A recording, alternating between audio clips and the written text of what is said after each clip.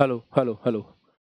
हाँ जी, hello student, स्वागत है आप सभी का आशीष सिंह लेक्चर्स के इस लेटेस्ट लाइव स्ट्रीम में। प्यारे बच्चों नमस्कार, कैसे हो आप सभी लोग? उम्मीद करता हूँ बहुत ही बेहतरीन होंगे और एएसएल के साथ आपकी पढ़ाई एकदम शानदार चल रही होगी। तो फाइनली वो टाइम आ गया है जेईई मेन का 2026 का फर्स्ट शिफ्ट सुबह 9 बजे वाली, उसके पेपर को आज हम डिस्कस कर रहे हैं। ट्रेंड को डिस्कस करने की कोशिश करेंगे, कैसा पेपर आया, बच्चों का फीडबैक कैसा है और बहुत सारे इंपॉर्टेंट की फीचर्स भी रहने वाले हैं। ये लाइव स्ट्रीम हो रही है एएसएल के आईआईटी वाले चैनल के ऊपर और आशीष सिंह लेक्चर्स का जो मेन चैनल है उसके ऊपर भी हम इसका रिकॉर्डेड वर्जन अवेलेबल करवाएंगे। अगर कोई बच्चा इसको एएसएल के मेन चैनल पे देख रहा है तो आईआईटी वाले चैनल को जरूर सब्सक्राइब कर लें, क्योंकि आगे के शिफ्ट के जो भी पेपर्स और डिस्कशन होगा वो एक्सक्लूसिवली आईआईटी वाले चैनल पर ही आने वाला है। चलिए, तो सबसे पहले तो कमेंट सेक्शन में हैशटैग जिद कर लिख दीजिए फटाफट से। हैशटैग जिद कर क्यों? क्योंकि हम लोग जब आईआईटी की तैयारी करते हैं एएसलियंस तो हम एक जिद के साथ करते हैं, हम एक बड़े मकसद को लेकर चलते हैं कि हमें अपना बेस्ट देना है और हमें एनआईटी और आईआईटी सिक्योर करनी है। तो हैशटैग जिद कर इन द कॉमेंट सेक्शन। फिर हम आज के इस वंडरफुल से सेशन को स्टार्ट करते हैं। हैशटैग जिद कर in the comment section. Hashtag जिद कर इन द कॉमेंट सेक्शन। चलो, अब मैं आपको बताऊं पेपर के बारे में कुछ इंपॉर्टेंट इन्फॉर्मेशन, फिर हम सवालों को देखेंगे। इन्फॉर्मेशन नंबर 1 पेपर के बारे में यह है कि पेपर बहुत ही, आपका कह सकते हैं कि हार्डर साइड पे नहीं था। बहुत सारे बच्चों से मेरी बात हुई है और उन बच्चों ने पेपर के बारे में ये बताया है कि अपन पेपर को मॉडरेट लेवल पे कह सकते हैं, है ना। तो पेपर बहुत टफ नहीं था, मॉडरेट लेवल पे था। दूसरा, कुछ भी आउट ऑफ सिलेबस नहीं आया, मतलब पेपर जो है वो विद इन द सिलेबस है। जैसे पी ब्लॉक के अंदर आगे के ग्रुप्स वगैरह हटा दिए गए थे, कंपाउंड्स हटा दिए थे, तो बच्चों में डर था कि कहीं ऐसा तो नहीं होगा कि पी ब्लॉक के उन कंपाउंड्स के सवाल भी आ जाएंगे। ऐसा बिल्कुल भी नहीं हुआ। लास्ट ईयर की तरह ऐसा भी नहीं हुआ कि एक ही चैप्टर से बहुत सारे सवाल आ गए हों। इस बार जो है ऑलमोस्ट हर चैप्टर से सवाल है और ऐसा नहीं है कि बहुत ही ज्यादा सवाल एक पर्टिकुलर चैप्टर से पूछ लिए गए हों। नेक्स्ट पॉइंट, आप जब भी अपने एग्जाम सेंटर पे जा रहे हैं, एडमिट कार्ड रिक्वायर्ड है। 2 फोटो आपको लेके जानी है। ये फोटो वही होगी जो आपने फॉर्म के टाइम पे यूज की थी और हमने आपको कहा भी था कि एक्स्ट्रा फोटो खिंचवा के रखें, वो काम आएगी आपके। तीसरा, आप जो है अपने साथ में एडमिट कार्ड, आधार कार्ड और फोटो लेकर के जाएंगे। जिन बच्चों के आधार कार्ड का कुछ इश्यू है उनके लिए भी एक ऑप्शन और है, उसको जो 4th पेज था उसका प्रिंट आउट निकाल के वहाँ कुछ तहसीलदार के साइन वगैरह वो सब चीज़ें जो है वो आप लेकर के जाएंगे। उसके बाद में डार्क मोड और लाइट मोड, नाइट और डार्क और लाइट, ये 2 तरह के मोड थे। तो आपको जो मोड सही लगता है वो मोड के अंदर आप अपना पेपर जो है वो कर सकते हैं। जैसे फ़ोन में मोड होता है ना अपने, बिल्कुल वैसे ही। ठीक है। बच्चों ने ये भी बताया कि सेंटर के ऊपर माहौल एकदम बढ़िया था। आपके जो एग्जामिनर्स थे उन्होंने बहुत सपोर्ट किया बच्चों को और चीज़ें बहुत स्मूथली हुई हैं जहां तक मेरी बच्चों से अभी बात हुई है। चलिए, एक बात और है, फिजिक्स केमिस्ट्री मैथमेटिक्स को देखें तो मैथमेटिक्स का लेवल बहुत ज़्यादा टफ नहीं था इस बार। थोड़ा सा मैथमेटिक्स के लेवल को डाउन किया है और फिजिक्स के लेवल को हल्का सा रेस किया है। तो कहीं ना कहीं आप कह सकते हो कि सब्जेक्ट्स को मतलब इक्वेनिमस करने की कोशिश है। बहुत ज़्यादा एक्स्ट्रॉर्डनरी पेपर ऐसा तो नहीं आया है। चलिए, और क्या बात करें, बाकी बढ़िया है। क्वेश्चन देख लेते हैं अपन किस तरह के क्वेश्चंस आए हैं और मेमोरी बेस्ड क्वेश्चंस हैं। ये बच्चों ने ही भेजे हैं सवाल, तो उसके बेस पे पीपीटी वगैरह रेडी हुई है। तो यहाँ पे एरर्स हो सकती हैं, क्वेश्चन में एरर हो सकती है, आपके ऑप्शंस में एरर हो सकती है, क्योंकि ये ऑफिशियल क्वेश्चंस नहीं है। ये बच्चों ने जो बताया मेमोरी बेस को कहते हैं, वही हम आपके सामने लेके आए ताकि आपको हल्का सा आइडिया हो जाए कि पेपर कैसा आ रहा है। राइट, चलिए स्टार्ट करते हैं। तो सबसे पहले वापस से कमेंट सेक्शन में हैशटैग जिद कर। बच्चों का पेपर बहुत ही अच्छा गया है एएसएल से पढ़ करके। शुरू करने से पहले एक इन्फॉर्मेशन और बता दूं, 12th के साथ में जो जेई का बैच है आपका आशा 2027 वो शुरू हो चुका है। बेसिक मैथमेटिक्स की 3 क्लासेस हो चुकी हैं। तो किसी बच्चे ने अगर ज्वाइन नहीं किया है तो अभी भी ज्वाइन कर ले, क्योंकि यहां से शुरुआत करेंगे तो आप भी जब आपका ये दिन आएगा उस दिन कॉन्फिडेंट फील करेंगे हमारे साथ, है ना। डार्क मोड लाइट मोड या फोन में होता है ना, बिल्कुल वैसे ही अपन नाइट मोड डार्क मोड नहीं होता फोन के अंदर, कि अब उसमें लाइट मोड का मतलब होता है कि लाइट मोड का मतलब होता है, जैसे मैं आपको बताता हूँ, जैसे अपन फोन में मोड चेंज नहीं करते, ये देखो, लाइट मोड, डार्क मोड, बस ऐसे ही। ओके, हाँ बढ़िया, चलें आगे। तो आप भी कॉन्फिडेंट फील करेंगे और एक चीज़ का विशेष ध्यान रखना है कि जेईई की प्रिपरेशन सही टाइम पे शुरू करनी चाहिए।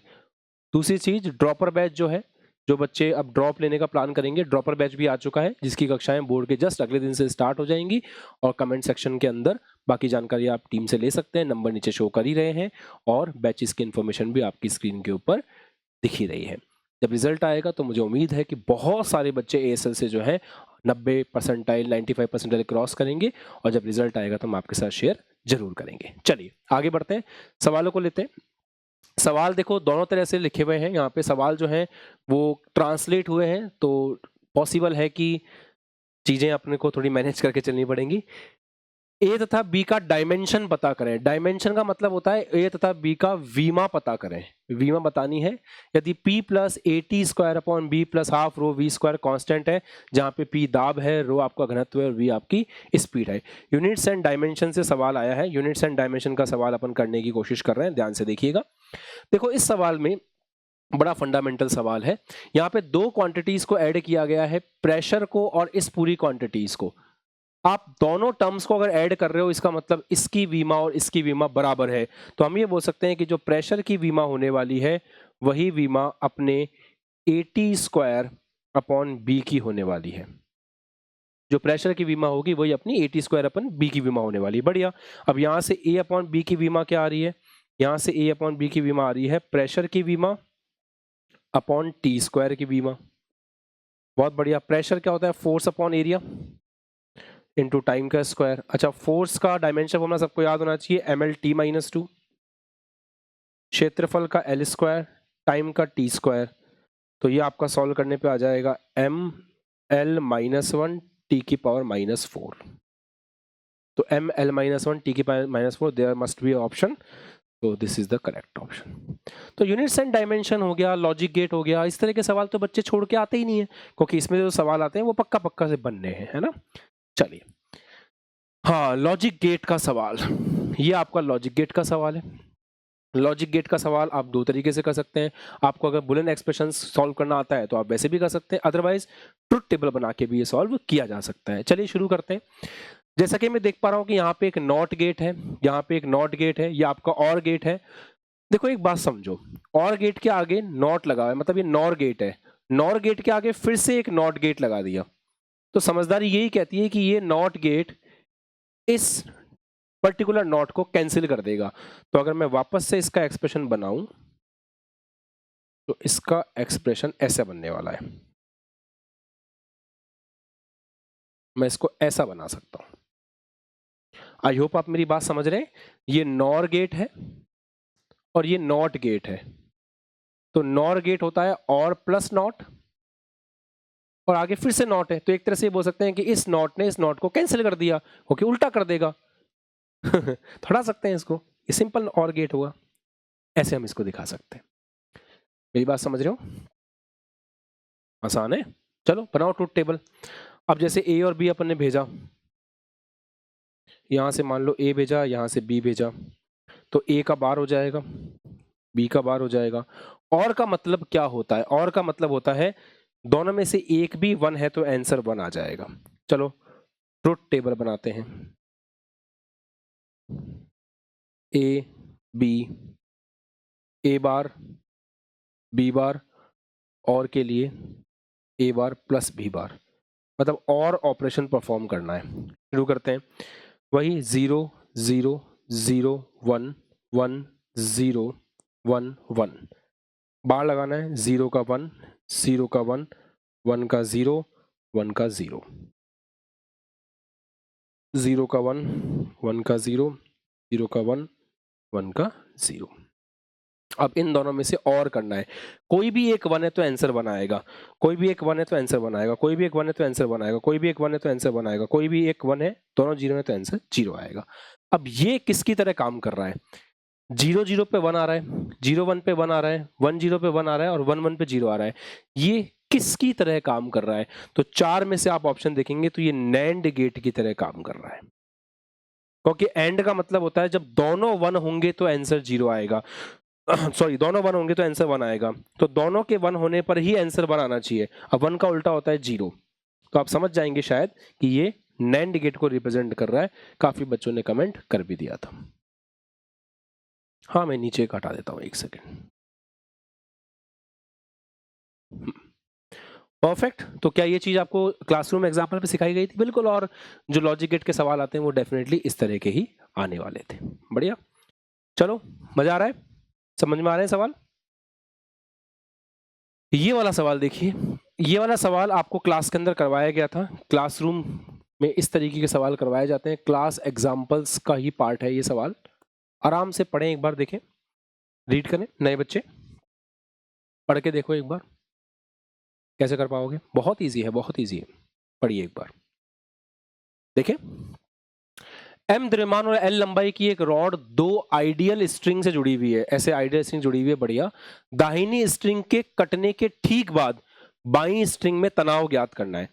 मतलब ये जो राइट हैंड साइड वाली स्ट्रिंग है, इसको काट दिया गया है। अब देखो, इसको जैसे ही काटोगे, अब इसको भूल जाओ, हटा दो इसको यहां से, अब ये है ही नहीं। तो इसके काटते ही ये जो रॉड है वो ऐसे आएगी, रॉड ऐसे आएगी। चलो करते हैं। तो हमें टेंशन निकालनी है इस स्ट्रिंग में। इस स्ट्रिंग में टेंशन की डायरेक्शन क्या होगी? इस स्ट्रिंग में टेंशन की डायरेक्शन होगी ये। बेहतरीन। फ्री बॉडी डायग्राम बनाओ। mg और ये डिस्टेंस हो जाएगा l/2। तो ये जो रॉड है ये इसके अबाउट ऐसे घूमेगी। बढ़िया। तो एक काम करते हैं, अपन यहां पे दिमाग लगाते हैं, अपन टॉर्क लिखने की कोशिश करते हैं। अच्छा, एक फंडामेंटल बात मुझे बताओ कि आप टॉर्क को कैसे लिख सकते हैं और टॉर्क के लिए कैसे सॉल्व कर सकते हैं। तो हम कंसेप्ट लगाते हैं, tau is equal to I alpha. मेरे हिसाब से इस एक्सिस के अबाउट टॉर्क लिख रहे हो तो टेंशन का टॉर्क तो भूल ही जाओ, टेंशन का टॉर्क तो 0 आएगा, mg का टॉर्क आएगा। तो mg, उसके बाद इस एक्सिस से परपेंडिकुलर डिस्टेंस इस mg के लाइन ऑफ एक्शन का l/2, तो mg इंटू l/2। रॉड का मोमेंट ऑफ इनर्शिया इस पॉइंट के अबाउट, तो रॉड का मोमेंट ऑफ इनर्शिया इस पॉइंट के अबाउट आपको याद होना चाहिए, ml²/3 मल्टीप्लाई बाय अल्फा। तो यहां से जो आपका अल्फा आ रहा है वो आ रहा है 3g/2l। तो अल्फा आ जाता है 3g/2l। अगर अल्फा आ गया है तो सेंटर ऑफ मास का त्वरण निकाल सकते हैं। अगर अल्फा आ गया है तो सेंटर ऑफ मास का त्वरण निकालेंगे। क्या आपको सेंटर ऑफ मास का त्वरण निकालने का फॉर्मूला पता है? बिल्कुल, ACM बराबर हो जाएगा r इंटू अल्फा। r कितना है? l/2 इंटू अल्फा कितना है? 3g/2l। यहां से l से l कट गया, ये आ गया 3g/4। ये सेंटर ऑफ मास का एक्सेलरेशन आ गया है। अब न्यूटन्स लॉ लगाइए। न्यूटन्स लॉ लगाएंगे तो mg माइनस टी बराबर m इंटू ACM। बढ़िया। तो यहां से t बराबर कितना आ रहा है? mg minus m into ACM। तो आई होप यहां से आप सॉल्व कर लेंगे। ये हो जाएगा mg माइनस 3mg/4। तो mg माइनस 3mg/4। तो यहां से आपका आ जाएगा mg/4। तो टेंशन की जो वैल्यू आ रही है वो mg/4 आ रही है। There must be option mg/4, right. तो जिन बच्चों का एग्जाम था इस शिफ्ट में, सवाल बना आपसे, करके आए आप ये वाला सवाल? बताएं एक बार कमेंट सेक्शन में। ठीक है, आसान था। चलो आगे बढ़ते हैं। 4th question. देखो, इस सवाल को पढ़ के करने की कोशिश करो। बेटा, जैसे ही मैं इस सवाल को देखता हूं ना, मुझे लगता ही नहीं है कि ये सवाल मॉडर्न फिजिक्स का है। कई बच्चे कहेंगे कि this question is the part of modern physics, पर मैं इसको काउंट करता हूं इलेक्ट्रोस्टैटिक में, क्योंकि हम इलेक्ट्रोस्टैटिक में भी इस तरीके के सवाल करते हैं। पढ़िए, एक अल्फा कण जिसकी गतिज ऊर्जा आपको दे रखी है 7.7 मेगा इलेक्ट्रॉन वोल्ट। तो आपके पास एक अल्फा कण है, इस अल्फा कण की गतिज ऊर्जा आपको दे रखी है, बहुत बढ़िया, 7.7 मेगा इलेक्ट्रॉन वोल्ट। एक फिक्स्ड सोने के न्यूक्लियस, सोने का न्यूक्लियस है, बढ़िया, सोने के न्यूक्लियस का मतलब उस पर आवेश कितना हुआ, प्लस का Z इंटू ई, उसकी ओर बढ़ रहा है, ठीक है, इसके पास बढ़ रहा है, ओके। सबसे पास पहुंचने की दूरी ज्ञात कीजिए, मतलब अपन को यहाँ पे डिस्टेंस ऑफ क्लोजेस्ट अप्रोच निकालना है। आपको याद आ गया होगा, इस तरह का एग्जैक्ट सवाल जो है अपन ने इलेक्ट्रोस्टैटिक्स और मॉडर्न फिजिक्स दोनों में क्लासरूम में किया है। ये अल्फा कण जैसे जैसे पास आएगा वैसे वैसे काइनेटिक एनर्जी कम होगी, पोटेंशियल एनर्जी बढ़ती जाएगी। एक समय ऐसा आएगा जब इसकी पूरी तरह से काइनेटिक एनर्जी पोटेंशियल में कन्वर्ट हो चुकी होगी, तब अपन लिख सकते हैं कि kinetic energy is equals to, पूरी काइनेटिक पोटेंशियल में कन्वर्ट हो चुकी है, तो पोटेंशियल कितना हो जाएगा, के क्यू। क्यू कितना है, अल्फा कण, अल्फा कण पर आवेश होता है प्लस का 2e, तो K Q1 Q2 upon R। तो loss in kinetic is equals to gain in potential, ये वाला कंसेप्ट लग जाएगा। तो यहां से हम लिख पाएंगे काइनेटिक एनर्जी को, अगर मैं E बोल रहा हूं, मतलब इसको अगर मैं E बोल रहा हूं, तो E बराबर K 2E ZE upon R not. यहां से आपको इस R नॉट की वैल्यू निकालनी है, तो R नॉट आपका आ जाएगा K 2E ZE upon kinetic energy. I think सारी वैल्यूज आपको सवाल में गिवन थी, अगर आप सारी वैल्यूज पुट करते हैं you will get the answer. चलो करते हैं। काइनेटिक एनर्जी कितनी तरह की है, 7.7 मेगा इलेक्ट्रॉन, सॉरी के कितना है, 9 इंटू 10⁻⁹, बहुत बढ़िया, इंटू 2, अभी ई को ऐसे ही रख रहा हूं मैं। जेड कितना है, 79 सवाल में दे रखा है, 79 इंटू ई upon kinetic energy 7.7 mega electron volt. 7.7 mega, तो पहले मेगा को कन्वर्ट करते हैं 10⁻⁶, इलेक्ट्रॉन वोल्ट को जूल में कन्वर्ट कर लेते हैं। तो इलेक्ट्रॉन वोल्ट को जूल में कन्वर्ट करेंगे तो 1.6 इंटू 10⁻⁻19 से गुणा करेंगे। ऐसा करने के बाद ये जो E है ये 1.6 इंटू 10⁻⁻19 से कैंसिल हो जाएगा। उसके बाद अब थोड़ी बहुत कैलकुलेशन है वो आपको सॉल्व करनी है, ये मैं आपके ऊपर छोड़ता हूँ। उसके बाद आराम से इन चारों में से कोई ऑप्शन निकल के आ जाएगा। सही है, ओके, बढ़िया। एग्जैक्ट तो मैच नहीं करेगा क्योंकि मेमोरी बेस्ड क्वेश्चंस है। तो ऐसा क्वेश्चन तो रफ्तार क्वांटम लेक्चर में हमने किया था 12th के लिए, बिल्कुल, जो हमने 12th बोर्ड के लिए सवाल किए थे उन सवालों में भी ये सवाल हमने किया था, और ये आपके मेंस में ऐसे का ऐसा आया है। ASL पे जो बोर्ड का लेवल की क्लासेस हैं वो भी, उनसे भी आप जेईई के सवाल कर सकते हैं, उसमें कोई दिक्कत नहीं। ये सवाल थोड़ा सा मैं इसको एक्स्ट्रा ऑर्डिनरी, मतलब ये थोड़ा सा अलग है, एक्स्ट्रा ऑर्डिनरी तो क्या बोलूं, थोड़ा सा अलग है। इस सवाल के लिए आपको केवीएल वगैरह की पकड़ होनी चाहिए, पर मैं यहाँ पे अभी कोशिश करूंगा आपको एक बढ़िया सी ट्रिक बताने के लिए। अगर वो ट्रिक आपके दिमाग में रहेगी तो आप इस तरह के सवाल को बढ़िया से कर पाओगे। पहली बात तो ये एक व्हीट स्टोन ब्रिज है, दूसरा ये बैलेंस नहीं है। देखो ये व्हीट स्टोन ब्रिज है, दूसरा ये बैलेंस नहीं है। तो इस तरह के व्हीट स्टोन ब्रिज में क्या करते हैं, यहाँ एक पैटर्न बन रहा है। अगर यहाँ का रेजिस्टेंस को R बोलें तो ये रेजिस्टेंस भी R है, ये रेजिस्टेंस भी R है। यहाँ जो रेजिस्टेंस है वो इस R का कुछ गुणज है, मान लेते हैं N टाइम्स R है ना। और यहाँ पे जो रेजिस्टेंस है वो भी उसका कुछ गुणज है, let us suppose N times R है। तो हमारे सवाल में R की वैल्यू है 1 ओम और N का मान भी 1 ही है। देख लो आप, 1 ओम 1 ओम 1 ओम, 1 इंटू N की वैल्यू 2 होगी, हाँ, तो 2 इंटू 1 2 इंटू 1 ऐसा है।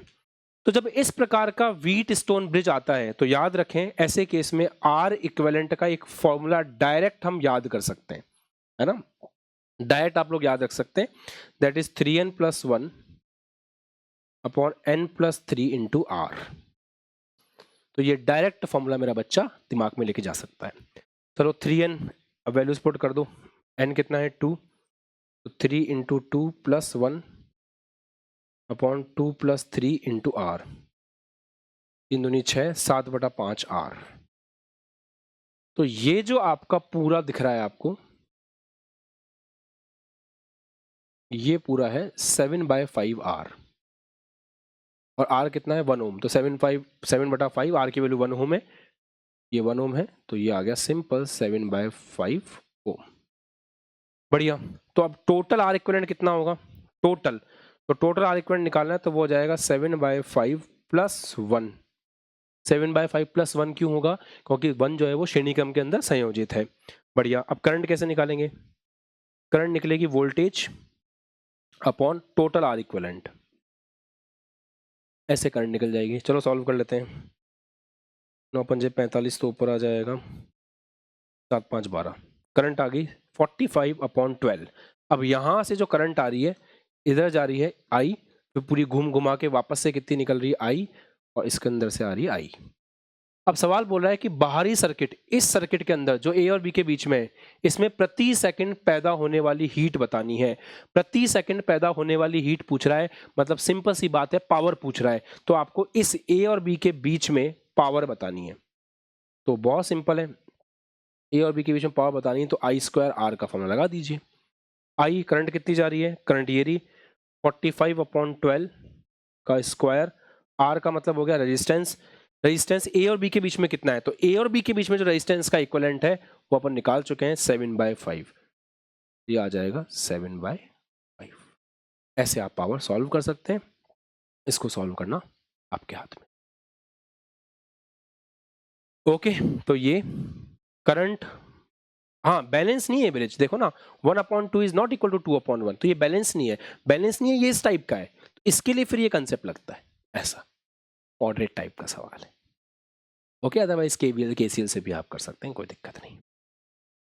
Got it?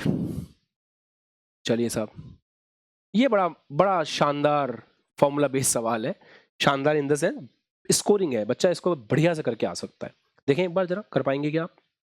पढ़ें एक बार सवाल को, लेट्स हैव अ लुक।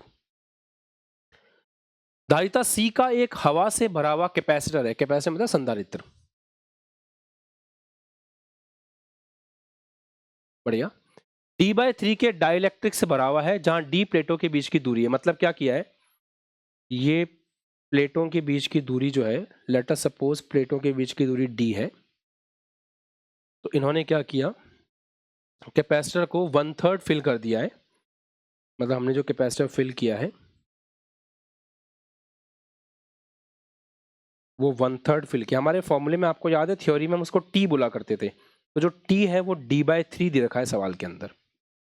हमें नया वाला कैपेसिटेंस मतलब नई वाली धारिता पूछ रहा है। मैं तो बच्चे को कहता हूं इस केस के लिए तो डायरेक्ट फॉर्मूला ही याद रखता है। डायरेक्ट बच्चा इस केस में फॉर्मूला याद रखता है। वो फॉर्मूला होता है A/0 upon, I hope you remember, D-T plus T/K। ये फॉर्मूला नए वाले कैपेसिटर के लिए लगाया जाता है। इस फॉर्मूले को अगर आप अप्लाई करते तो आपका सवाल तुरंत सॉल्व हो जाता। चलो कर लेते हैं। A/0 अपॉन D-T, T कितना है D/3 प्लस D/3, T की वैल्यू K का मान भी दे रखा होगा 3, K का मान भी आ गया 3। मैं जैसा कि देख पा रहा हूँ A/0 अपॉन D कॉमन निकल जाएगा, और D कॉमन निकलने के बाद ही पूरा सॉल्व हो जाएगा। 1 - 1/3 प्लस 1/9, 9 एलसीएम हो जाएगा 9/7 आ जाएगा, है ना, ये आ जाएगा 9/7। अब A/0 अपॉन D को आप C लिख सकते हो, तो ये आपका आ गया 9/7 into C। There must be option like this, तो 9/7 upon 9/7 into C, that's it. Simple formula based सवाल, बड़े आसान से सवाल है। चलिए, ये एक ऑर्गेनिक केमिस्ट्री टाइप का सवाल लग रहा है, चलो कर लेते हैं, पढ़ो। मतलब पेपर जो है ना वो बिल्कुल आपके जो थ्योरी शीट्स है ना उसके अंदर से आ रहा है, मतलब आपके जो क्लासरूम एग्जांपल्स हैं उनमें से आ रहा है। पेपर पूरा आपके जेईई मेन में जो आपने पढ़ रखा है उसमें से आ रहा है।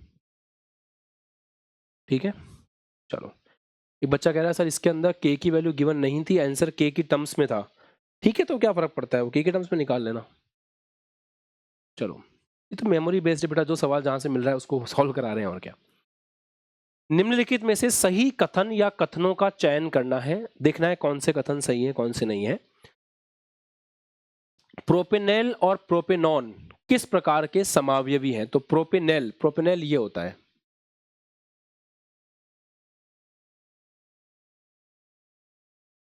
और प्रोपेनॉन ये होता है। प्रोपेनॉन, बढ़िया। किस प्रकार के समावयवी, डेफिनेटली क्रियात्मक समावयवी हैं, दोनों एक दूसरे के फंक्शनल ग्रुप आइसोमर्स हैं। ठीक है, पहला स्टेटमेंट करेक्ट है, टिक कर लो, सही है। इथॉक्सी इथेन, इथॉक्सी इथेन हो गया ये हो गया इथॉक्सी इथेन, मतलब दोनों ऑक्सीजन के दोनों तरफ CH2 CH3 है। फिर है मिथॉक्सी प्रोपेन, एक तरफ मिथाइल ग्रुप है, एक तरफ प्रोपिल समूह है, ये हो गया मिथॉक्सी प्रोपेन। ऑक्सीजन के दोनों तरफ चीजें चेंज हो रही हैं, तो इनको आपस में एक दूसरे का मेटामर कहते हैं, मेटा समावेवी कहते हैं, मेटामर है, ठीक है ये बात भी। ब्यूट टू इन और ब्यूट वन इन क्रियात्मक समावयवी है। ब्यूट टू इन 4 कार्बन और सेकंड कार्बन के बाद में double bond, bute two ene 4 carbon, first के बाद में double bond, bute one ene, ये दोनों एक दूसरे के पोजीशन आइसोमर्स हैं, स्थिति समावयवी है, क्रियात्मक समूह समावयवी नहीं है, गलत बात। ब्यूट टू इन प्रकाशिक समावयवता दिखाता है। देखो प्रकाशिक समावयवता के लिए ना बहुत ज्यादा जरूरी है कायरल कार्बन, तो ब्यूट टू इन ये कायरल कार्बन तो नहीं है, इसमें नहीं दिखा सकता, ज्योमेट्री फिर भी दिखा सकता है, प्रकाशिक नहीं दिखा सकता। एन पेंटेन, एन पेंटेन मतलब 5 कार्बन की नॉर्मल चेन, 1 2 3 4 5, और 2 डाइमिथाइल प्रोपेन, ये प्रोपेन 2 डाइमिथाइल, ये एक दूसरे के श्रृंखला समावयवी हैं। हाँ है, क्यों? क्योंकि यहाँ पे जो चेन है वो 5 कार्बन की है और यहाँ पे जो चेन है वो 3 कार्बन की है, बिल्कुल है, तो श्रृंखला समावयवी है। बढ़िया बढ़िया बढ़िया, सही है, ये भी सही है। तो कौन कौन से सही है? ए सही है, बी सही है, ई सही है, A B, option number 1 is the correct option. तो ये भी एकदम सिंपल टाइप का सवाल आप इसको बोल सकते हैं। चलो ये सवाल देख लेते हैं, ये सवाल क्या कहना चाह रहा है। Let's have a look on this question. निम्नलिखित अभिक्रिया में मैग्नेट आयन डिसप्रपोर्शनेशन से गुजरता है। डिसप्रपोर्शनेशन का मतलब होता है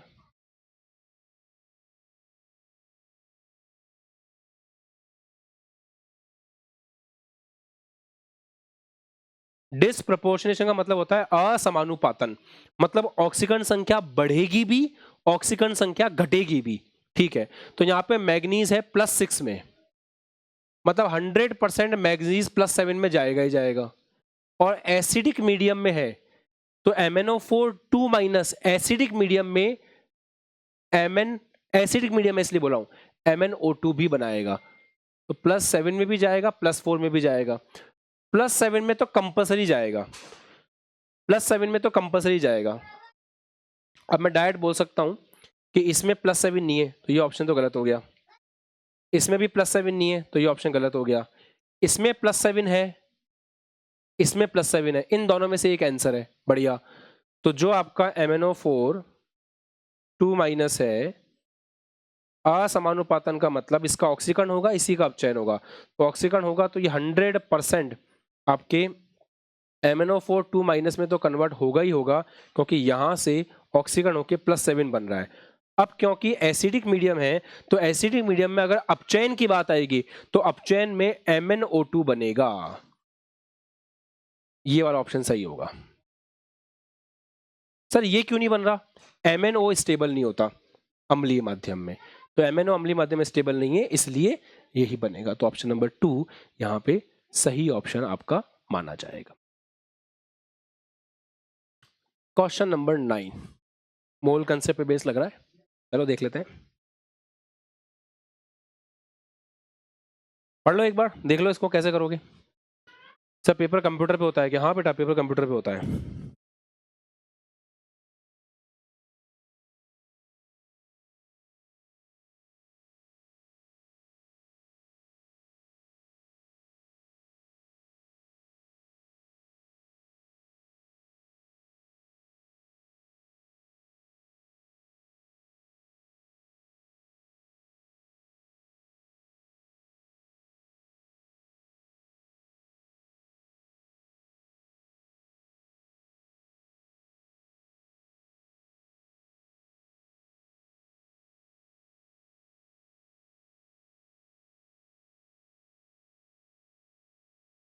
आप करवा दें, पढ़ो, पढ़ लिया सवाल, सॉल्व करें, शुरू करें। सवाल है कैल्शियम +2 HCl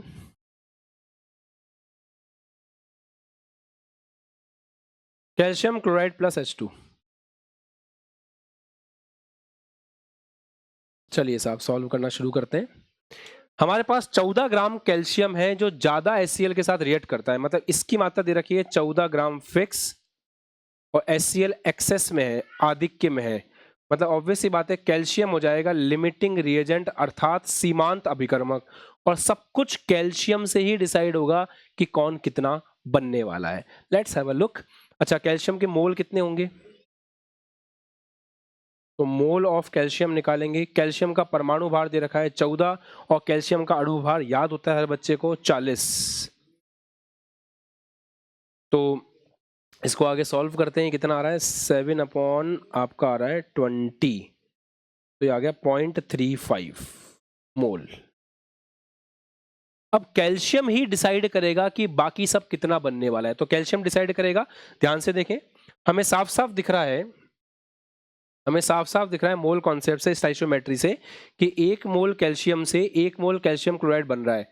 तो हमारे पास कितने मोल हैं, 0.35 मोल, तो 0.35 मोल ही कैल्शियम क्लोराइड बनेगा। क्या कैल्शियम क्लोराइड के मोल से जुड़ा हुआ कुछ है, मास से जुड़ा हुआ है, ठीक है।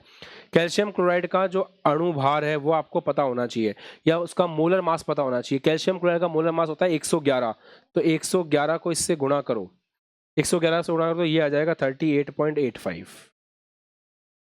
मतलब ये बात बिल्कुल सही है कि mass produce of calcium chloride is 38.85। Option number 1 is correct, correct है ये। मेरे हिसाब से इसमें गलत ऑप्शन पूछा है, ठीक है, तो ये सही है। अब देखते हैं कि आगे का क्या चल रहा है।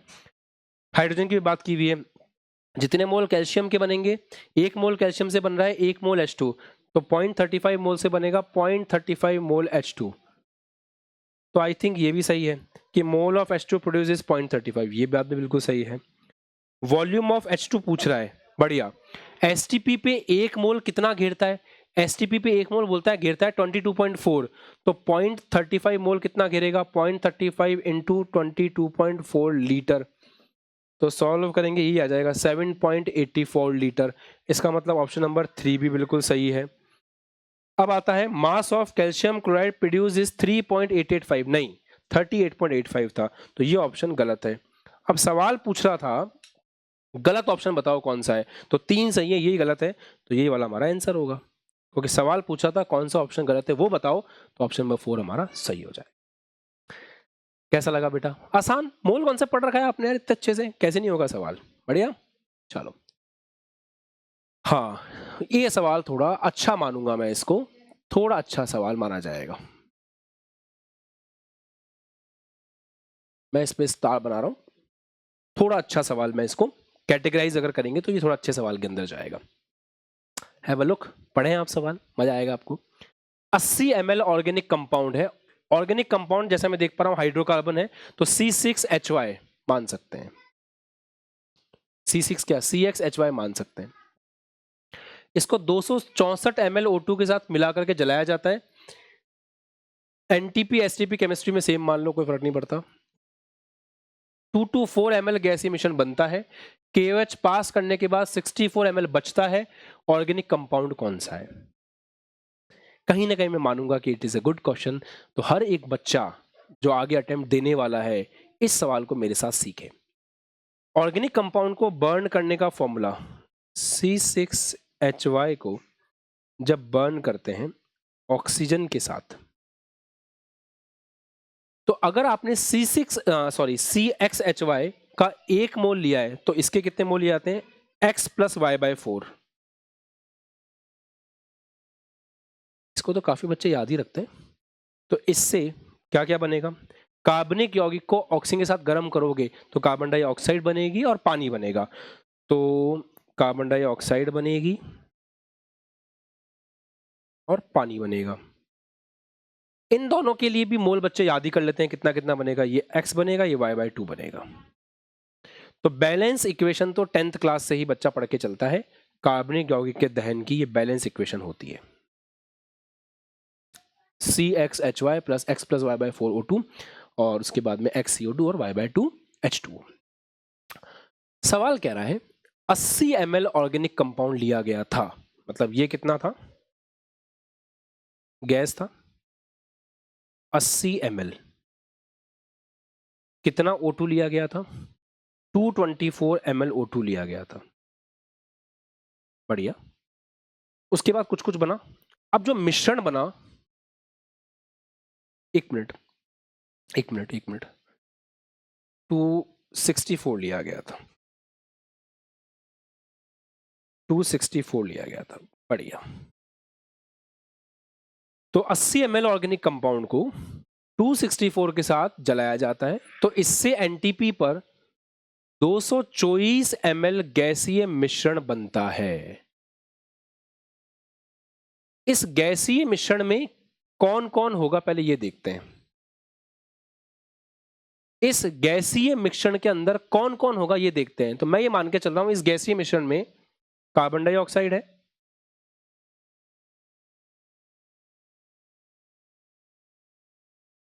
और ऑक्सीजन है, और इसका योग दे रखा है 224 ml। मुझे लगता है कि जिस बच्चे ने ये सवाल बताया है ना, उस बच्चे ने ये चीज मेंशन नहीं की है कि ऑक्सीजन आधिक्य में था। ऑक्सीजन आधिक्य में होना चाहिए, मतलब इसमें लिमिटिंग रिएजेंट आपका ऑर्गेनिक कंपाउंड है, कहीं ना कहीं ये इंफॉर्मेशन दी जानी चाहिए, दी गई होगी सवाल के अंदर। अभी एग्जैक्ट क्वेश्चन आएगा तो पता चलेगा। सर ये क्वेश्चन आज का है क्या? जेईई मैंने कहा आज का ही है। अच्छा सवाल है, सीखो इसको। तो सवाल कह रहा है कि जो फाइनल वॉल्यूम है, अंतिम वॉल्यूम है, वो कितना है? 224 है। बढ़िया। अब सवाल बोल रहा है KOH को पास करने के बाद 64 ml बचता है। अब आपको ये पता होना चाहिए कि KOH CO2 को खा जाता है,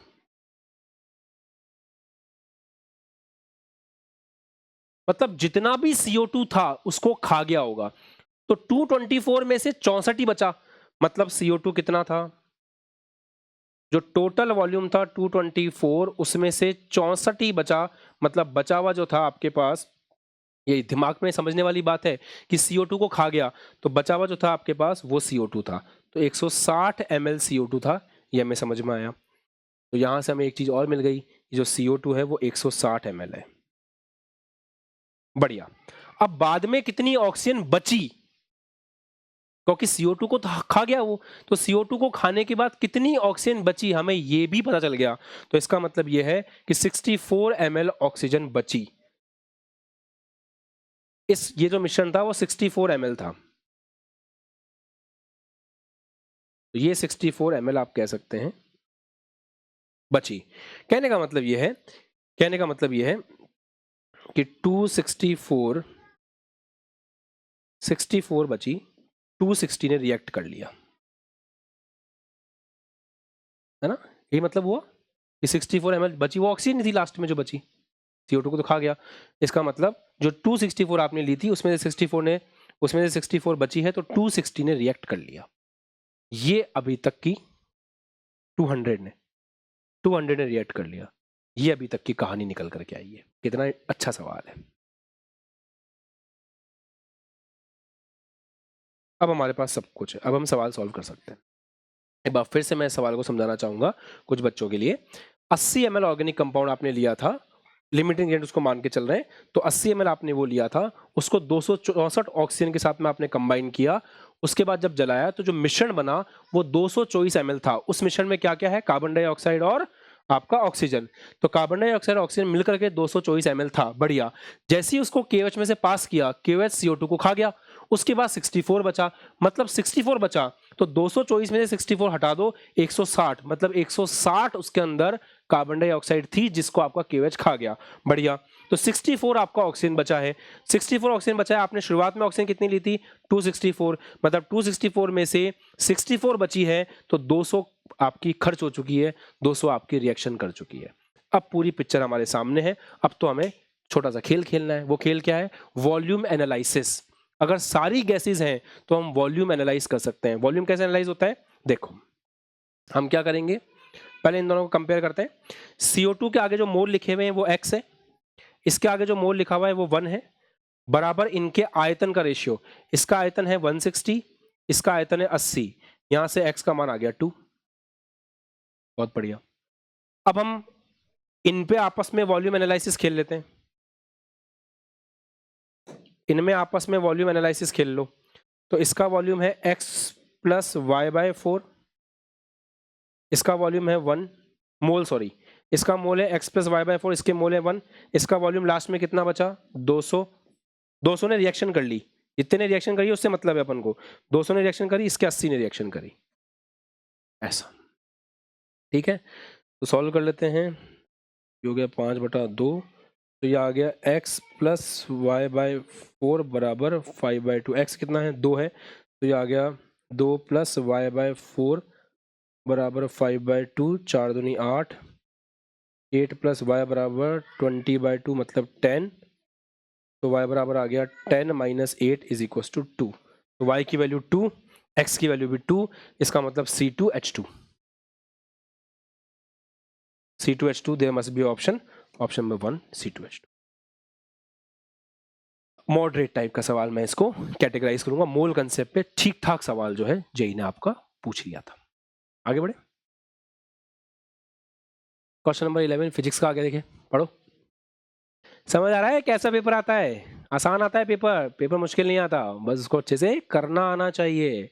सिस्टमैटिकली पेपर को अटेम्प्ट करो, हर जगह से क्वेश्चन पूछा जाता है, जितनी अच्छी प्रिपरेशन होगी उतना बढ़िया आप फोड़ के आओगे, है ना? बढ़िया पढ़ रहे हो सवाल, और सिलेबस से बाहर कुछ नहीं जा रहा, तो आपको चिंता करने की जरूरत नहीं है। जो सिलेबस से हटा दिया गया है उससे ये लोग सवाल नहीं पूछ रहे हैं, तो रिलैक्स पढ़े। एक आवेश 10 की घात -8 कूलाम को मूल बिंदु पर रखा गया है, कोऑर्डिनेट सिस्टम बना लो।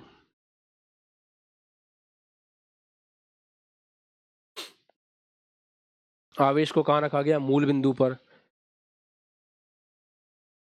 तो आवेश है 10 की घात -8 कूलाम, इसको मूल बिंदु पे रखा गया है।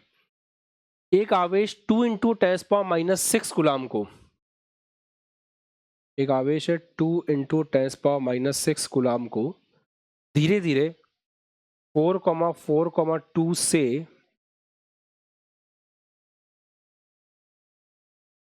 2,1,2 तक लेके जाया गया है। ऐसा करने में किया गया कार्य बताना है। ठीक है, कार्य बताने का फॉर्मूला बहुत सिंपल है, इलेक्ट्रोस्टैटिक्स का सवाल है। कार्य पूछा ना,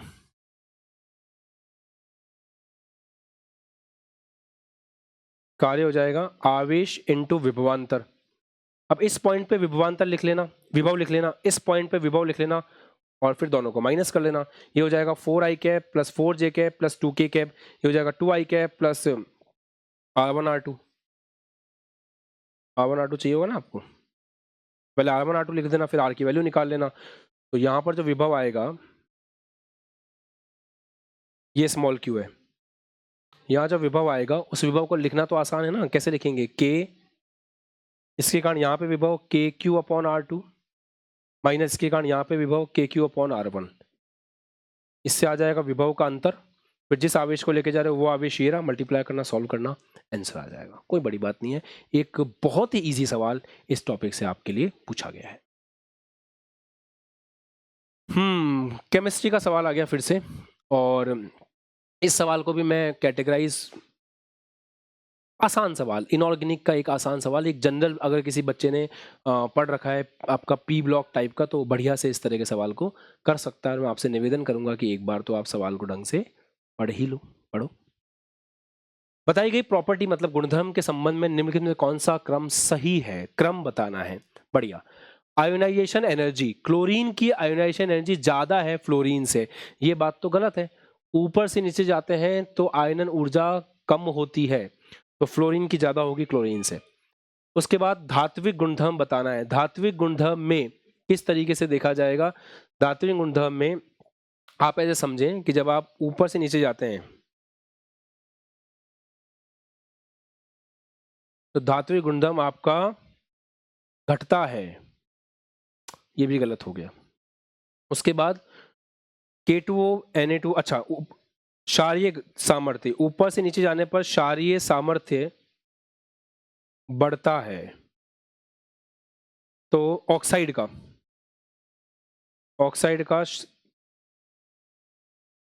एक मिनट सॉरी, हाँ ठीक है, तो क्षारीय सामर्थ्य जो है उसकी बात कर लेते हैं। मेरे हिसाब से यहाँ पे ये वाला मेटेलिक कैरेक्टर दिया था क्या? एक मिनट, मेटेलिक कैरेक्टर मतलब धात्विक गुण, ओके। धात्विक गुण भी आपका ऊपर से नीचे आने में बढ़ता है, तो ये तो बिल्कुल सही है। यहाँ गलती है, ये गलत है इसमें, ठीक है। अब आता है बेसिक नेचर। बेसिक नेचर ऊपर से नीचे बढ़ता है, तो पोटेशियम के ऑक्साइड का ज्यादा होगा, सोडियम के ऑक्साइड, सही है। Al2O3 जो है ना, ये उभयधर्मी होता है, तो उभयधर्मी होने के कारण इसका इन दोनों से तो कम ही होगा, तो मुझे तो ऑप्शन नंबर 3 ही सही लग रहा है। ऑप्शन नंबर 3 सही है, बाकी सब गलत है ना? ये गलत है, ये गलत है। एल्यूमिनियम और मैग्नीशियम के अंदर यहां पे गलती इन्होंने कर रखी है। सिंपल सवाल आपका। ओहो हो, बड़ा सवाल लग रहा है, देख लेते हैं। ये जो सवाल है, ये सवाल उसी बच्चे को आ सकता है जिसने प्रैक्टिकल ऑर्गेनिक केमिस्ट्री मेरे साथ बहुत बढ़िया से पढ़ रखी हो, क्योंकि पीओसी का डायरेक्ट सवाल है ये। और ये बोर्ड वाले बच्चे भी कर सकते हैं, क्योंकि मैंने आपके लिए एक सवाल, आपके लिए क्लास ली थी, बोर्ड की क्लास। कितने बच्चे यहाँ पे फोर्स के इस लेक्चर को देख रहे हैं? एक बार हाथ ऊपर करो।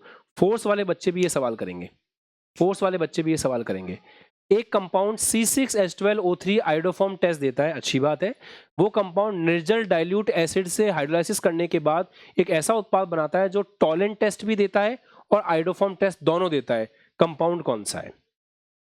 इन तीनों चारों ऑप्शंस में सबसे पहले तो ये देखो कि यहाँ पे ऑक्सीजन 3 है। क्या यहाँ पे 3 ऑक्सीजन है? बिल्कुल है, यहाँ पे 3 ऑक्सीजन है।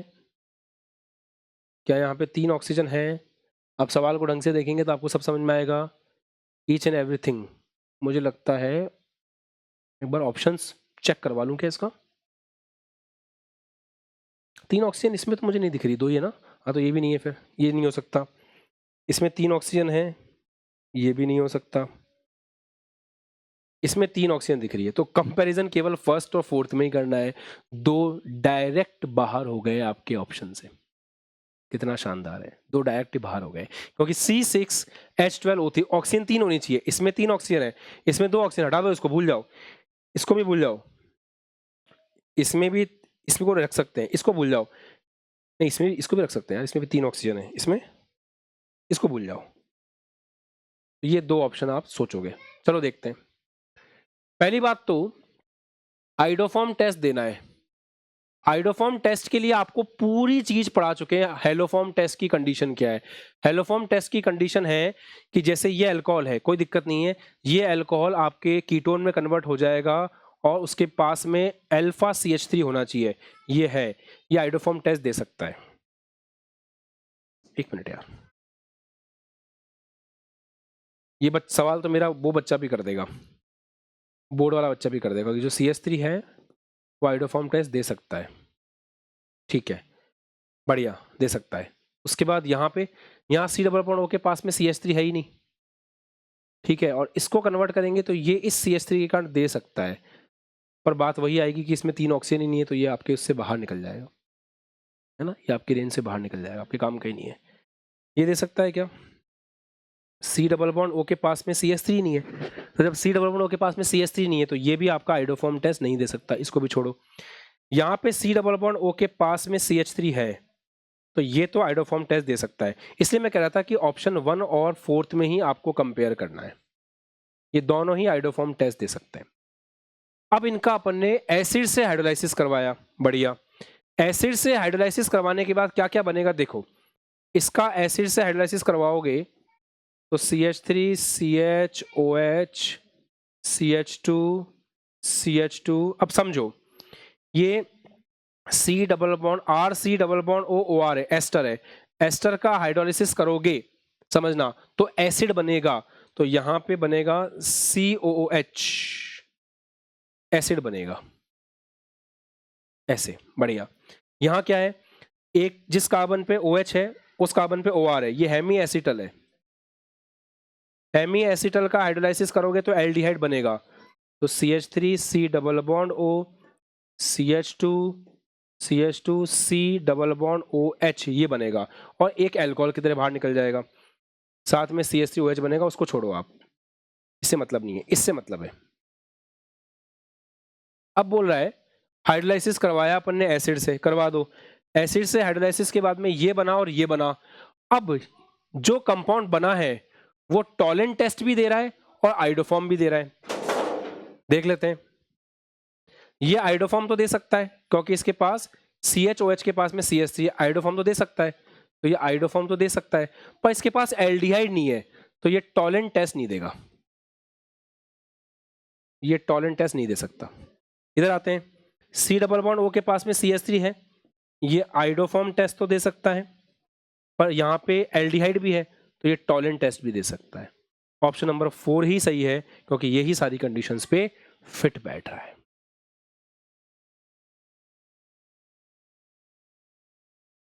ठीक है, तो ये टॉलेंट टेस्ट नहीं दे पाएगा बस, बाकी ये दे सकता है क्योंकि हेमी एसिड के हाइड्रोलाइसिस से बनेगा एल्डिहाइड, तो ये दे देगा, ये नहीं दे पाएगा। ऐसे नॉर्मल सवाल जो है पूछे जाते हैं बेटा। अच्छा था।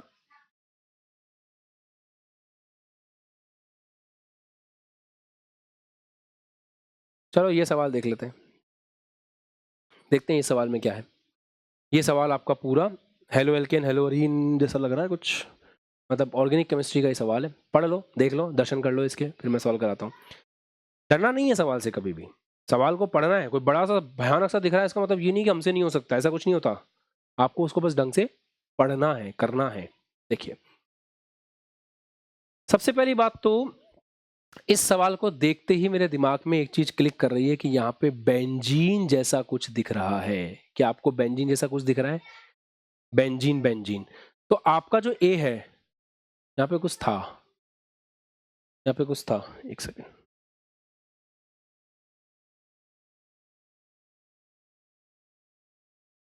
एक मिनट, H2PD, बढ़िया।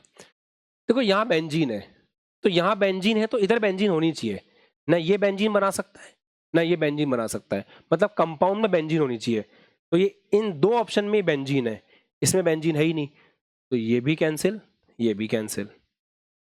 अब आप ऐसे देखो, अब आप ऐसे देखो कि मुझे तो ये सही लग रहा है।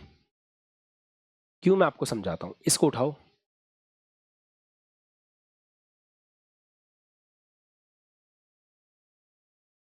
अगर आप इस पे, एक और चीज है, सवाल सॉल्व करने की जरूरत नहीं है। यहां पे रिंग दिख रही है, इन दोनों में से हेक्सेन किस में है? साइक्लोहेक्सेन, इसमें तो है ही नहीं, तो ये वैसे ही नहीं हो सकता, बस यही आंसर है। क्योंकि रिंग भी अपने आप थोड़ी बन जाएगी, रिंग भी तो होनी चाहिए, तो रिंग और बेंजीन दोनों होने चाहिए, तो रिंग और बेंजीन केवल एक ही ऑप्शन में, ये ऑप्शन सही है। पर अपन रिएक्शन भी समझ लेते हैं।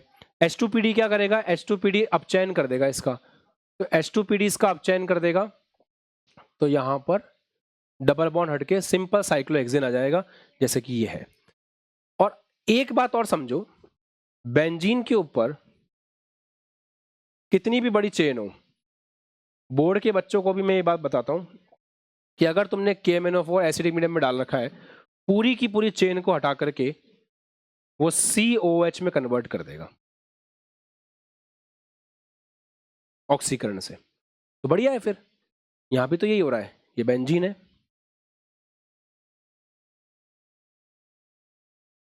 आपने ऑक्सीकरण किया, ये कार्बोक्सिलिक में कन्वर्ट हो जाएगा, यहां COH, इस बात पे तो एक ही फिट बैठ रहा है, ये वाला।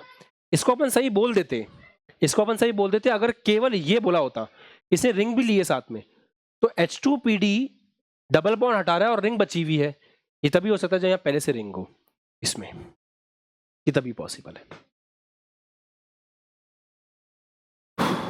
मजा आया? बढ़िया। अगला सवाल ये है, देखो भाई, इस सवाल को कैसे कर पाओगे, ट्राई टू डू इट। इस सवाल में क्या बोल रहा है, ये सवाल भी आसान होगा, पढ़ोगे तो आसान लगेगा। You must read this question, पढ़िए। देखो,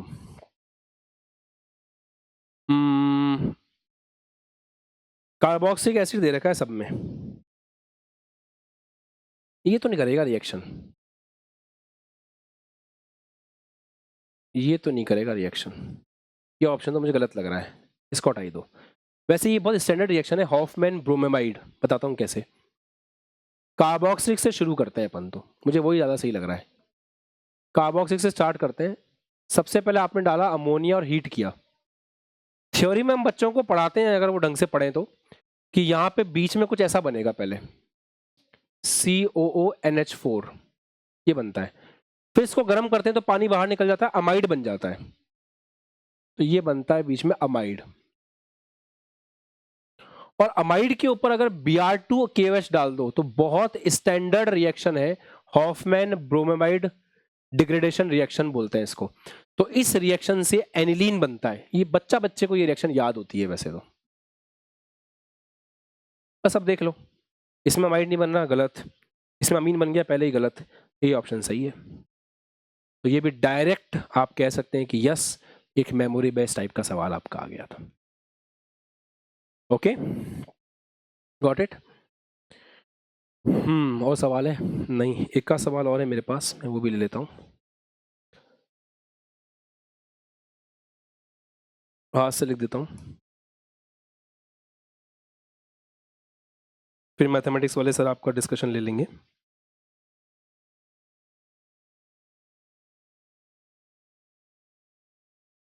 ये एक अच्छा सवाल है जो मेरे पास जस्ट अभी आया है, मैं ये करवा देता हूँ आपको। मेंस का ही सवाल है बेटा ना, अच्छा सवाल है ये, स्टार बना के देख लो इस पे।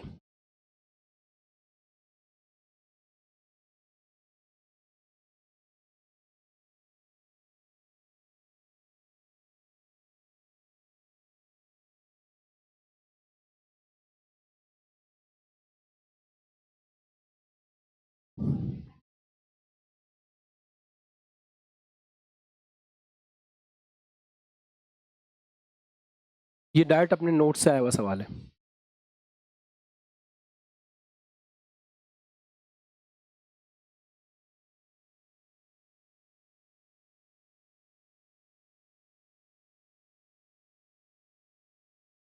डायरेक्ट नोट से उठ के आया, डायरेक्ट नोट से।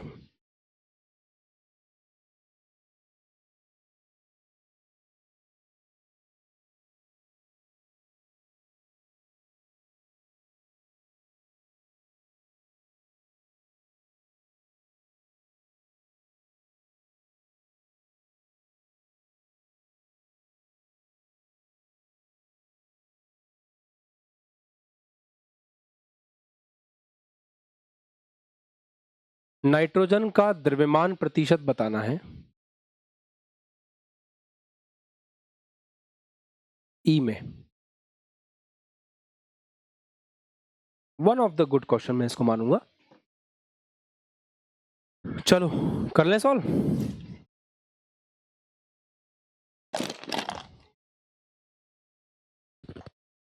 करें, एक एक सवाल थ्योरी से आता है, जो अपने पढ़ रखा है एक एक सवाल वहीं से है, आपको कुछ घबराने की जरूरत नहीं, बस देखते रहो। सवाल क्या बोल रहा है?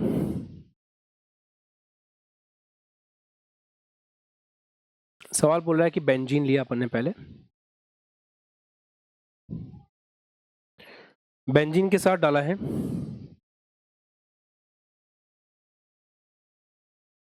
Concentrated HNO3, concentrated H2SO4। बच्चे को पता होता है कि सर ये नाइट्रेशन है, हालांकि बेंजीन का नाइट्रेशन हर टेम्परेचर पे अलग अलग होता है, मतलब 60 डिग्री के आसपास मोनो नाइट्रेशन होता है, फिर मोनो नाइट्रो आता है, फिर 100 के आसपास डाई आता है, 150 पे ट्राई आता है, बट ठीक है हम लोग मोनो ही मान के चल रहे हैं। तो ये हमारे बेंजीन के ऊपर NO2 आके लग गया। अब ये आपकी बेंजीन पे NO2 आके लग गया, इसके बाद आपने क्या डाला? इसके बाद आपने डाला टिन HCl।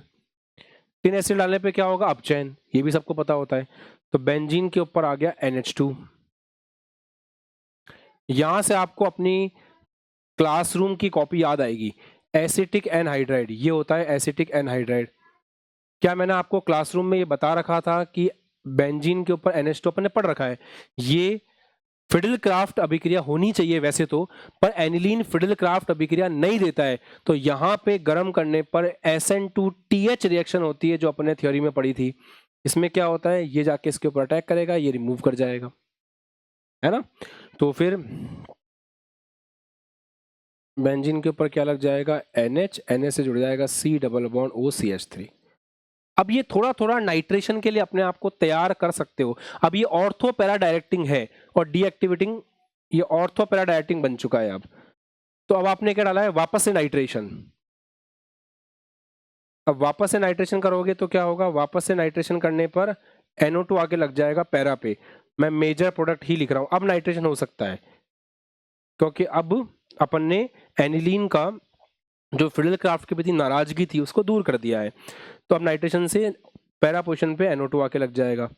अब क्या बोल रहा है, अब हाइड्रोलाइसिस बोल रहा है। हाइड्रोलाइसिस से क्या होगा, हाइड्रोलाइसिस से आपका ये ग्रुप हट जाएगा, है ना। हाइड्रोलाइसिस से आपका ऑब्वियसली बात है, हाइड्रोलाइसिस अमाइड का ही होगा यहाँ पे। तो ये अमाइड ही तो है, CH3 डबल बॉन्ड NH। तो यहाँ पे हाइड्रोलाइसिस हो जाएगा और यहाँ पे आपका सिंपल NH2 बन जाएगा, NH2NO2 सॉरी, NH2NO2 बन जाएगा। ये आपका फाइनल E है। तो ये A था, ये B था, ये C था, ये D था और ये आपका फाइनल E है। अब इसमें नाइट्रोजन का मास परसेंटेज पूछ रहे हैं, तो नाइट्रोजन का परसेंटेज मास कैसे करोगे, कितने नाइट्रोजन हैं, 2 नाइट्रोजन है, तो मास हो गया 28 डिवाइड बाय इस पूरे का अणुभार यहाँ पे लिख देना, मल्टीप्लाई बाय 100 कर देना, हो जाएगा।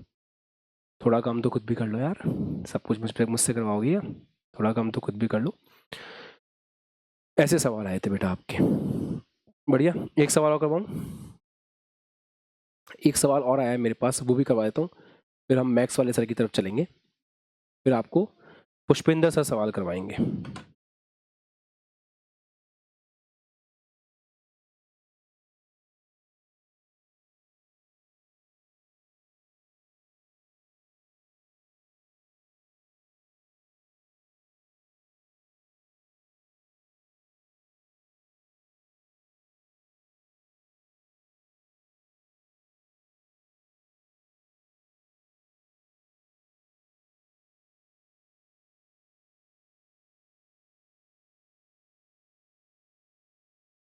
एक सवाल और ले लेते हैं अपन, एक मेरे पास आया हुआ था सवाल।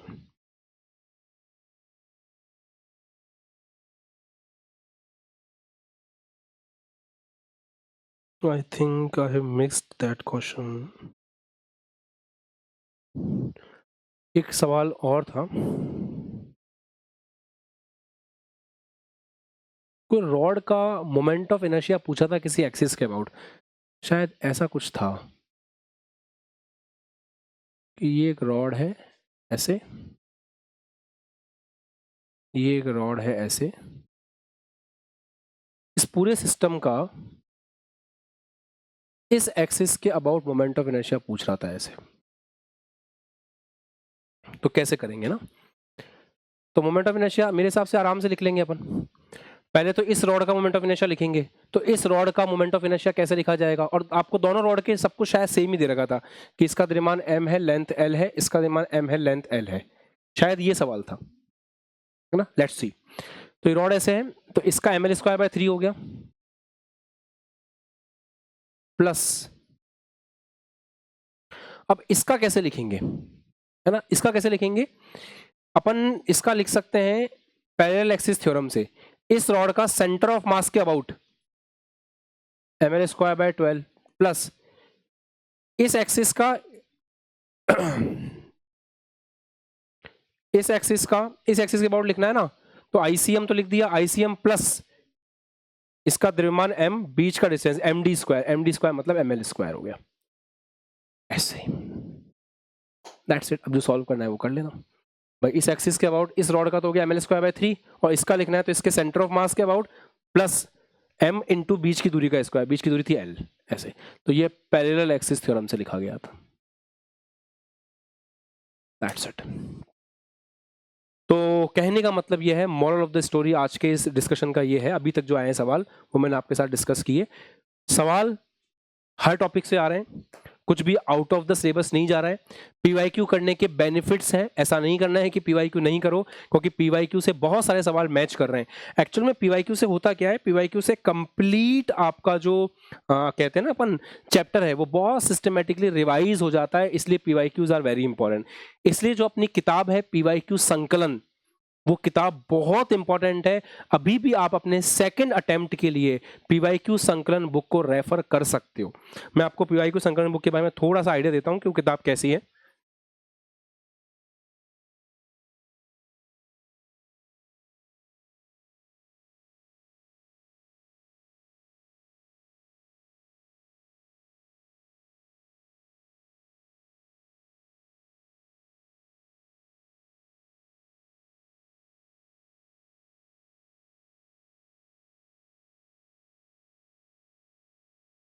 हाँ जी बच्चों, तो ये है आपकी PYQ संकलन। देखो ऑब्वियस सी बात है, जब आप किसी चैप्टर को IIT JEE के लिए करते हो तो आपको ये बिल्कुल पता नहीं होता है कि एक चैप्टर की प्रैक्टिस कैसे करें, क्योंकि हजारों PYQs हैं और अलग अलग टाइप के क्वेश्चंस होते हैं। तो हमने क्या किया है, हमने एक ऐसी किताब बनाई है जिस किताब के अंदर हर चैप्टर के जो टॉप क्वेश्चंस हैं, जो हमें लगता है इंपॉर्टेंट हैं, पिछले 5 साल के छांट करके हम टीचर्स ने अपनी एक्सपर्ट ओपिनियन से मिलकर के आपके लिए हर चैप्टर के इंपॉर्टेंट क्वेश्चंस रेडी कर दिए हैं। आपको बस यही करके जाना है, जैसे इस चैप्टर के आपने 40 क्वेश्चंस कर लिए, तो जो आपका ऐसे हर चैप्टर का है, फिजिक्स केमिस्ट्री मैथ्स तीनों के लिए किताब है। तो मैं इस बात की गारंटी देता हूं कि अगर आप इस बुक को सॉल्व करके जाते हैं तो सेकेंड अटेम्प्ट में बहुत ही बेहतरीन परफॉर्म करके आएंगे। अभी जब सारे पेपर आ जाएंगे जेईई मेन के, फिर इस किताब से हम आपको मैच करके दिखाएंगे कि ये सवाल इस बुक में यहां पर था, इस टाइप का सवाल यहां पर था, तो आपका कॉन्फिडेंस और बूस्ट होगा। और आगे जैसे जैसे पेपर आते जाएंगे मैं उन पेपर के बारे में आपको आइडिया देता जाऊंगा। बहुत ज़्यादा टाइम अपना वेस्ट नहीं करना है जिन बच्चों का एग्जाम है। बस जो मैंने आपको मॉरल ऑफ द स्टोरी बताया है, वो मॉरल ऑफ द स्टोरी आपको समझ आना चाहिए कि कुछ भी आउट ऑफ द सिलेबस नहीं जा रहा है। PYQs आर वेरी इंपॉर्टेंट, और अपने कॉन्फिडेंस को एकदम बूस्ट रखिए, बढ़िया से पेपर कीजिए। एक बात का और ध्यान रखना है सब बच्चों को कि आपका नए बैचेस जो हैं वो आ चुके हैं। ASL पे जो क्लासेस होती हैं वो क्वांटल लेक्चर के थ्रू एप्लीकेशन पे होती हैं, जहां आप लाइव पढ़ाई कर सकते हो अपने टीचर के साथ में। तो चलो, ऑल द वेरी बेस्ट। अब आपको पुष्पेंद्र सर ज्वाइन करेंगे। मैं यहाँ से वीडियो थोड़ी देर के लिए पॉज होगा, उसके बाद सर इसी लाइव स्ट्रीम में कंटिन्यू करेंगे और बढ़िया से आपको मैथमेटिक्स के बारे में गाइड करेंगे। चलिए, बाय बाय।